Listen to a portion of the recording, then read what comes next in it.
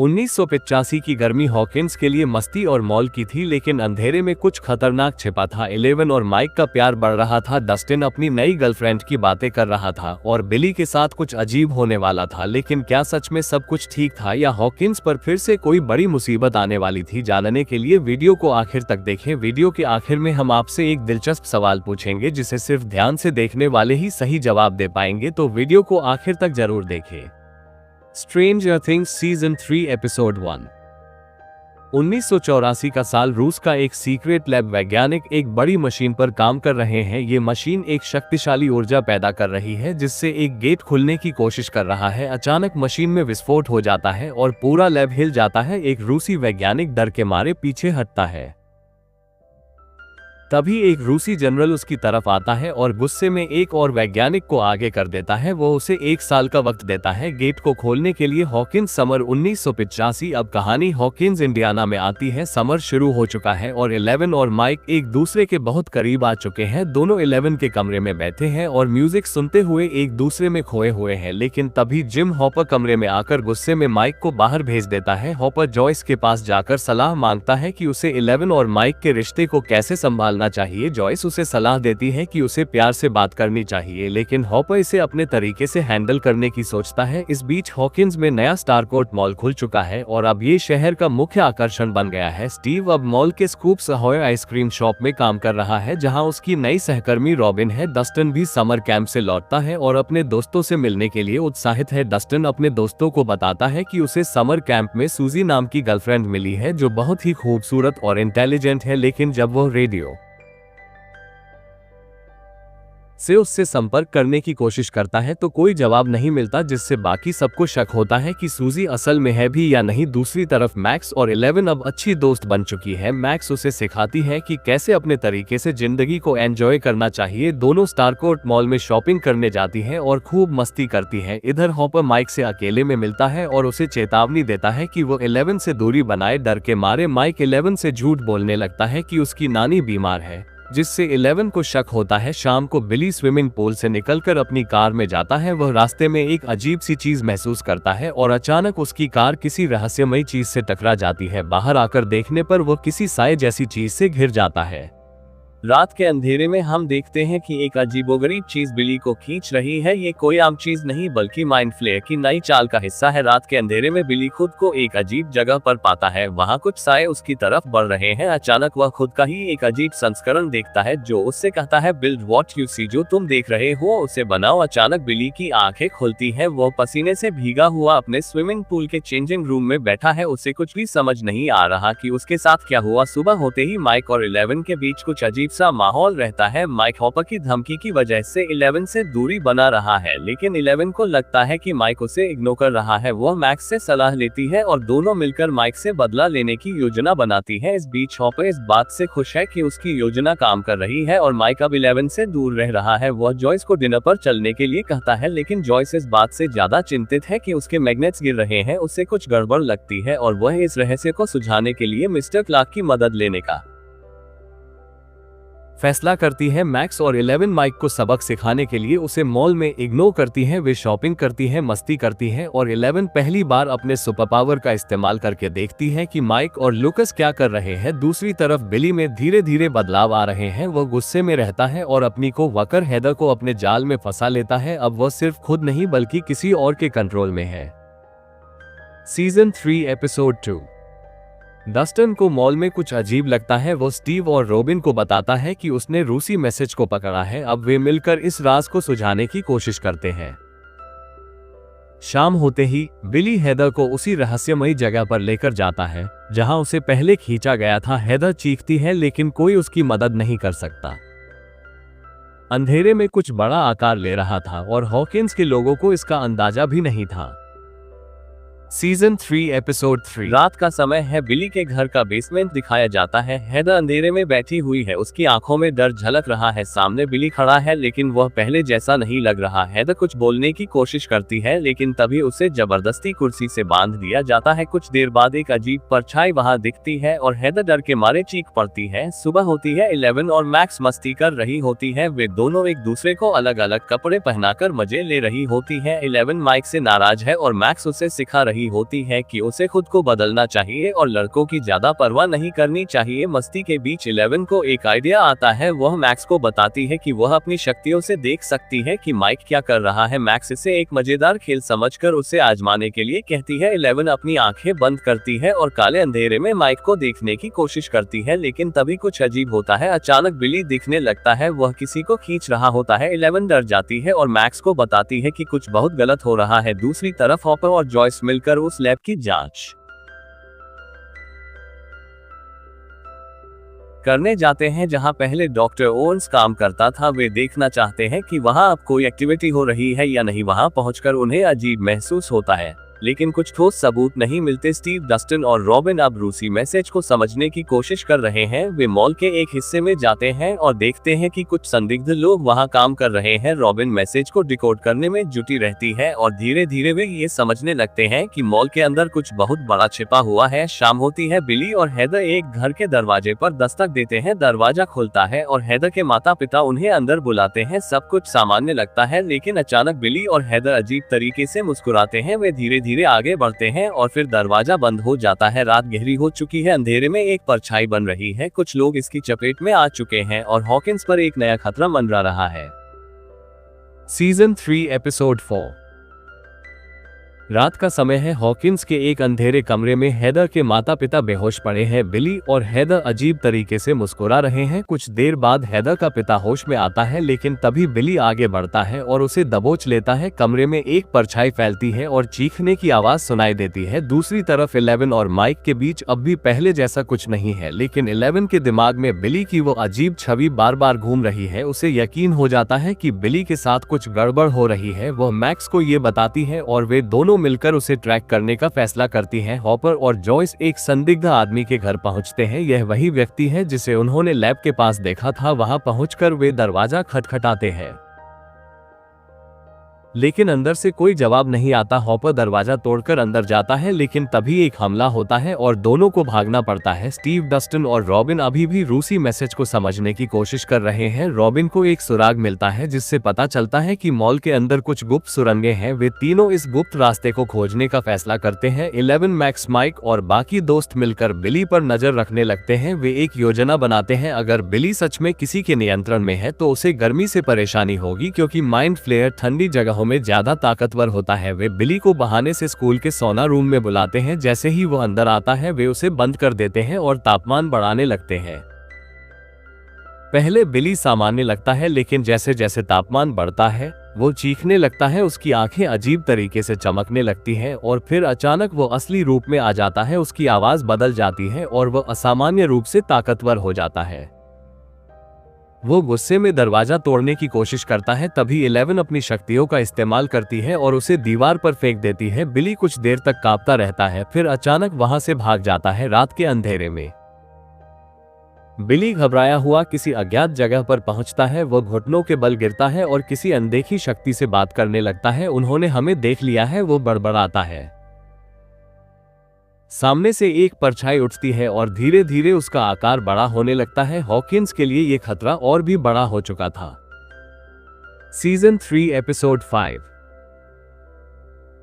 Episode की शुरुआत Hawkins post से होती है, जहां नैन्सी और जोनाथन बिली और अन्य लोगों के अजीब व्यवहार की जांच कर रहे हैं। वे देखते हैं कि हॉकिंस में कुछ लोग अचानक से गायब हो रहे हैं और कुछ लोगों का व्यवहार एकदम बदल गया है। नैन्सी और जोनाथन को यह समझ में आ जाता है कि यह सब माइंड फ्लेयर की वजह से हो रहा है और अब उन्हें इस राज को सुझाने के लिए और गहराई में जाना होगा। दूसरी तरफ हॉपर और जॉयस उस रहस्यमयी रूसी प्रयोगशाला की जांच करने निकलते हैं जिसका जिक्र पिछले एपिसोड में हुआ था। वे एक संदिग्ध आदमी को पकड़ लेते हैं और उससे पूछताछ करने की कोशिश करते हैं। इस आदमी का नाम एलेक्सी है, जो रूसी वैज्ञानिक है और हॉकिंस में गुप्त रूप से प्रयोग कर रहा था। हॉपर उसे धमकाकर जानकारी लेने की कोशिश करता है, लेकिन एलेक्सी को अंग्रेजी नहीं आती, जिससे उन्हें एक दुभाषिए की जरूरत पड़ती है। मॉल में स्टीव, डस्टिन, एरिका और रोबिन।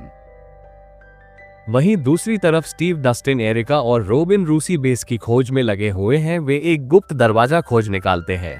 जो स्टारकोर्ट मॉल के नीचे मौजूद है। यहाँ उन्हें रूसी वैज्ञानिकों की एक प्रयोगशाला मिलती है जहाँ कुछ खतरनाक प्रयोग किए जा रहे हैं। अचानक रूसी गार्ड्स को उनकी मौजूदगी का पता चल जाता है और वे वहां से भागने की कोशिश करते हैं, लेकिन इससे पहले कि वे कुछ कर पाते स्टीव और रॉबिन को पकड़ लिया जाता है, जबकि डस्टिन और एरिका किसी तरह बचकर भाग निकलते हैं। इस बीच एलिवेन अपनी शक्तियों का इस्तेमाल करके ये पता लगाने की कोशिश करती है कि बिली और बाकी लोग कहाँ हैं। वह अपने माइंड स्पेस में जाकर बिली की लोकेशन देखने की कोशिश करती है, लेकिन जब वह वहां पहुंचती है तो माइंड फ्लेयर को उसकी मौजूदगी का एहसास हो जाता है। अचानक एक अजीबोगरीब परछाई उस पर हमला करने लगती है, जिससे एलिवेन घबरा जाती है और पीछे हट जाती है। दूसरी ओर विल को महसूस होता है कि माइंड फ्लेयर अब और भी ज्यादा ताकतवर हो गया है और यह हॉकिंस में किसी बड़े हमले की तैयारी कर रहा है। वह अपने दोस्तों को यह चेतावनी देता है कि अब समय बहुत कम है और उन्हें जल्दी ही कुछ करना होगा। एपिसोड के अंत में हम देखते हैं कि बिली और बाकी फ्लेयर लोग एक फैक्ट्री में इकट्ठा होते हैं,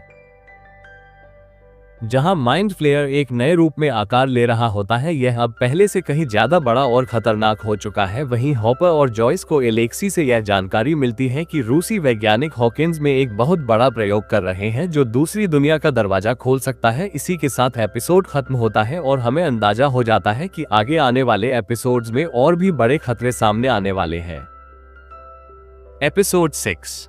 एपिसोड की शुरुआत स्टारकोर्ट मॉल के गुप्त रूसी बेस से होती है, जहां स्टीव और रॉबिन को पकड़कर टॉर्चर किया जा रहा है। रूसी सैनिक उनसे ये जानने की कोशिश कर रहे हैं कि उन्होंने बेस के बारे में कैसे पता लगाया। स्टीव बुरी तरह से पिट चुका है, लेकिन वह कुछ नहीं बताता। इसी दौरान डस्टिन और एरिका चुपचाप बेस में घुसने की कोशिश करते हैं ताकि वे उन्हें बचा सके। दूसरी ओर हॉपर, जॉयस और मरे बाउमन, जो रूसी भाषा समझता है, अलेक्सी से पूछताछ कर रहे हैं। अलेक्सी बताता है कि रूसी वैज्ञानिक हॉकिंस में एक गुप्त प्रयोग कर रहे हैं जहां वे अपसाइड डाउन के दरवाजे को फिर से खोलने की कोशिश कर रहे हैं। हॉपर और जॉयस को ये समझ में आ जाता है कि यह एक बहुत बड़ा खतरा है और उन्हें जल्द से जल्द कुछ करना होगा। वहीं एलिवेन अपनी मानसिक शक्तियों का उपयोग करके स्टीव और रॉबिन को खोजने की कोशिश करती है। वह माइंड स्पेस में जाकर देखती है कि वे कहाँ हैं और उन्हें बचाने के लिए एक योजना बनाती है। इसी बीच विल को फिर से माइंड फ्लेयर की उपस्थिति महसूस होती है, जिससे उसे यह यकीन हो जाता है कि अब वह बहुत ही बड़ा हमला करने वाला है। डस्टिन और एरिका किसी तरह रूसी बेस के अंदर पहुंच जाते हैं और स्टीव तथा रॉबिन को बचाने की कोशिश करते हैं। वे दोनों को एक कमरे में बेहोश हालत में पाते हैं क्योंकि रूसी वैज्ञानिकों ने उन्हें सच उगलवाने के लिए ड्रग्स दे दिए थे। डस्टिन और एरिका किसी तरह उन्हें उठाकर वहां से भागने की कोशिश करते हैं, लेकिन बाहर रूसी गार्ड्स होते हैं। बड़ी मुश्किल से वे एक वेंटिलेशन शाफ्ट के जरिए वहां से बच निकलते हैं। दूसरी तरफ एलिवेन माइंड फ्लेयर को खोजने की कोशिश करती है,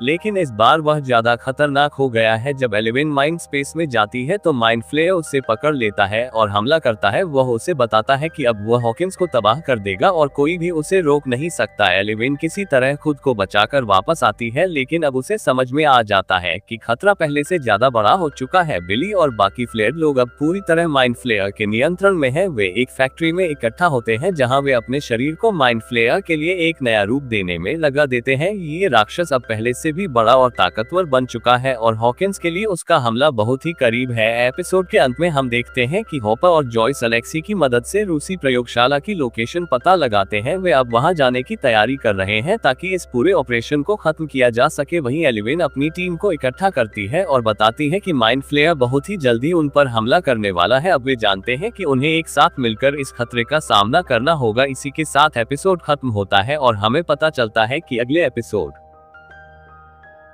में हॉकिंस में एक बहुत बड़ा युद्ध होने वाला है। एपिसोड 7। एपिसोड की शुरुआत स्टीव, रॉबिन, डस्टिन और एरिका से होती है, जो किसी तरह रूसी बेस से बचकर निकल चुके हैं। हालांकि स्टीव और रॉबिन अब भी ड्रग्स के असर में है, लेकिन धीरे धीरे वे सामान्य होने लगते हैं। इस दौरान डस्टिन माइक और बाकी दोस्तों से संपर्क करने की कोशिश करता है ताकि वे सभी एक साथ मिलकर इस खतरे से निपट सके।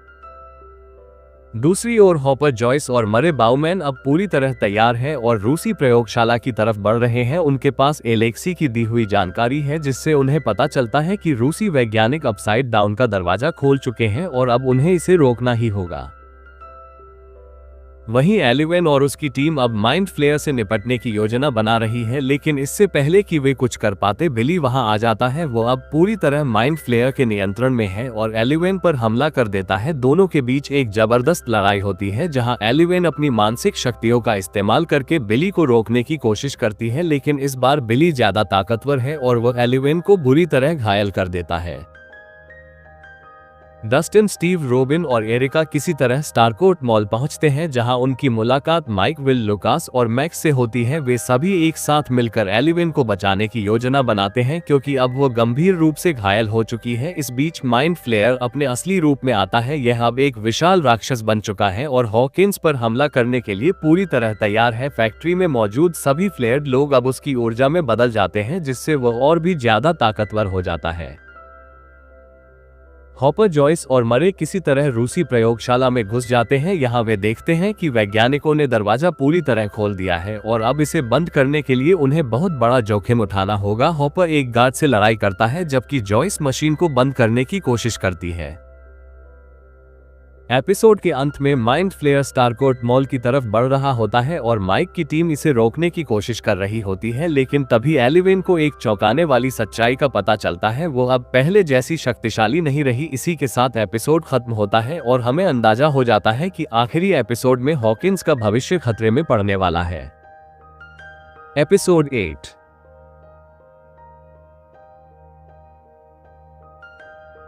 एपिसोड की शुरुआत स्टारकोर्ट मॉल से होती है जहां Mike, Will, Lucas, Max, Steve, Robin, Erica और डस्टिन एक योजना बना रहे हैं कि माइंड फ्लेयर को कैसे रोका जाए। एलिवेन अब पहले की तरह शक्तिशाली नहीं रही, लेकिन वह अब भी लड़ने के लिए तैयार है। इसी दौरान माइंड फ्लेयर अचानक मॉल पर हमला कर देता है। यह अब एक विशालकाय राक्षस बन चुका है और उसके पास पहले से ज्यादा ताकत है। वह अपने लंबे हाथों से मॉल के अंदर घुसने की कोशिश करता है। डस्टिन और एरिका तुरंत कार की बैटरी से एक रेडियो ट्रांसमीटर बनाते हैं ताकि वे हॉपर और जॉयस से संपर्क कर सके और उन्हें बता सके कि माइंड फ्लेयर अब हमला कर चुका है। दूसरी ओर हॉपर, जॉयस और मरे अब रूसी बेस में हैं। मरे किसी तरह वेंटिलेशन सिस्टम के जरिए बेस के कंट्रोल रूम तक पहुंच जाता है और वहां मौजूद रूसी सैनिकों को बाहर कर देता है। जॉयस मशीन को बंद करने के लिए कंट्रोल पैनल तक पहुंचती है, लेकिन तभी हॉपर को एक रूसी सैनिक से लड़ना पड़ता है। हॉपर और रूसी सैनिक के बीच जबरदस्त लड़ाई होती है। हॉपर किसी तरह उसे हरा देता है, लेकिन अब वह गेट के बहुत करीब पहुंच चुका है जिससे वहां रेडिएशन फैल रहा है।